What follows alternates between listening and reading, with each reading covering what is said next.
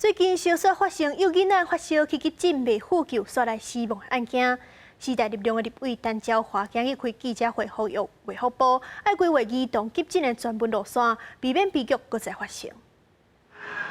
2礼拜前，新北市发生2岁囡仔感染新冠肺炎死亡，且1个月、6个月有囡仔发烧伫急诊排队时不幸死亡的事件。时代力量初2召开记者会，呼吁伫疫情摊开了后，政府就要确认儿童急诊的量能充足，保障有囡仔的治疗权益。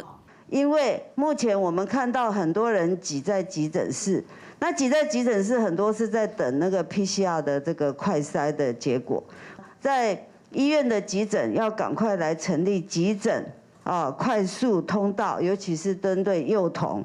陈椒华表示，应该要把重点放伫分流，建议卫福部透过防疫纾困经费等等，补贴各间病院设计门诊，就是快筛阳性才到病院做 PCR。指挥中心下晡嘛虽表示，1岁以下若发烧严重，会特别收治。另外，中华县医疗界联盟经理师蔡志宏嘛针对中南部的儿童医疗提出意见。儿童的病床这边呢要先准备好，那现在叠笔剂方面已经受到考验。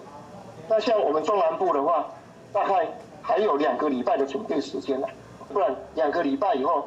我们中南部也会像现在的北比例这样。